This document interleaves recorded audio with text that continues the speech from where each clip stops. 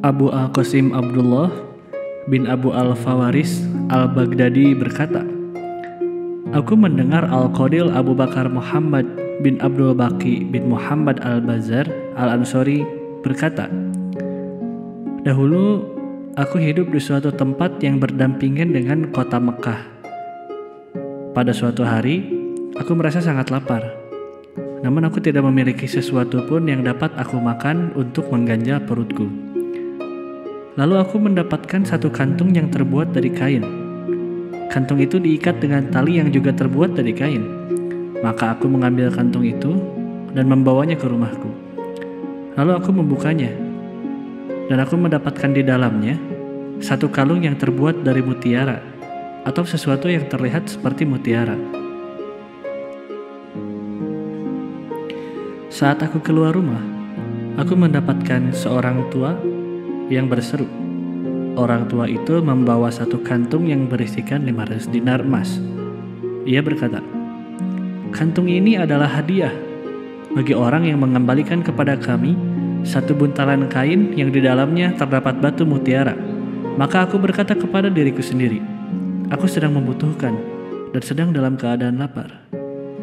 Alangkah baiknya jika aku mengambil 500 dinar emas itu, lalu memanfaatkannya dan mengembalikan kepadanya bantalan kain tersebut.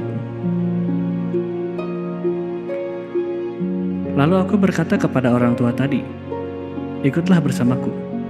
Kemudian aku membawanya ke rumahku. Orang tua itu memberikan kepadaku tanda buntalan kain tersebut, tanda ikatannya, tanda mutiara dan jumlahnya, serta tanda benang yang digunakan untuk mengikat mutiara itu. Maka aku pun mengeluarkan bantalan kain tersebut dan memberikan kepadanya. Kemudian orang tua itu memberikan kepadaku 500 dinar emas sebagaimana janjinya. Akan tetapi, aku tidak mengambilnya.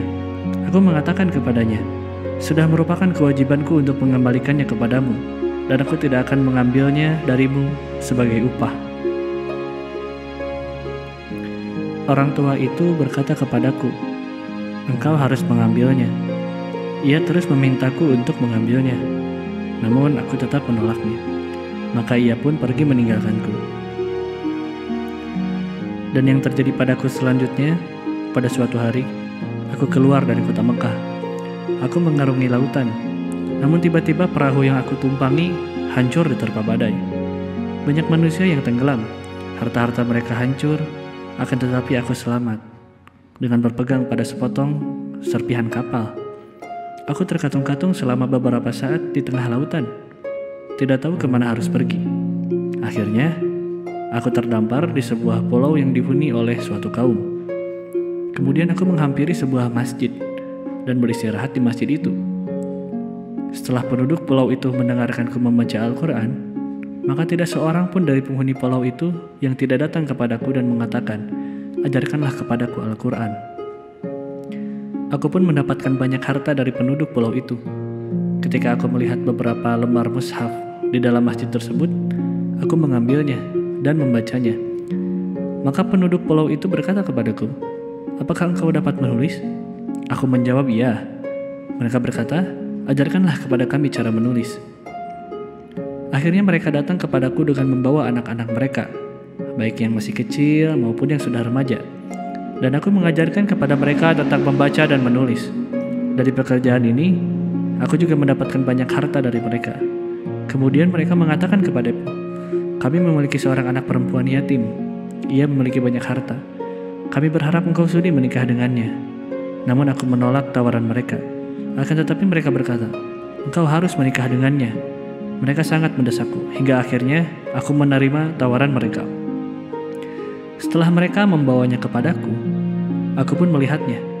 Aku mendapatkan kalung yang sama persis dengan milik orang tua yang pernah bertemu denganku dahulu, tergantung di lehernya. Pandanganku pun terpaku pada kalung itu. Mereka pun berkata kepadaku, "Wahai orang tua, engkau telah menghancurkan hati perempuan yatim ini dengan pandanganmu terhadap kalungnya dan tidak memandang wajahnya." Maka aku menceritakan kepada mereka tentang kisah kalung itu. Mereka pun menjerit dan melantunkan tahlil dan takbir dengan suara keras, sehingga seluruh penduduk pulau itu dapat mendengarnya. Lalu aku bertanya, "Apa yang terjadi dengan kalian?" Mereka menjawab, "Orang tua yang mengambil kalung itu darimu adalah ayah perempuan ini. Beliau pernah berkata, 'Tidak pernah aku mendapatkan di dunia ini seorang muslim pun, kecuali orang yang mengembalikan kalung ini kepadaku.'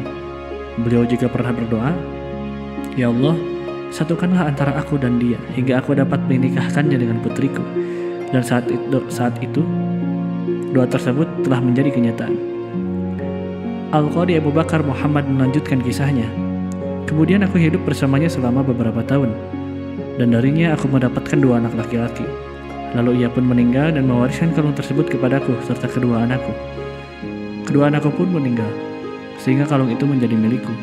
Kemudian aku menjual kalung itu dengan harga 100.000 dinar, dan harta-harta yang kalian lihat bersamaku ini adalah sisa-sisa dari uang penjualan kalung itu." Hadis riwayat Ibnu Rajab 3/198 di dalam kitab Zail Tabaqat Al-Hanabilah. Hadis riwayat Ibnu Al-Ammad Al-Hambali 4/109-110 di dalam kitab Sajarat Az-Zahab.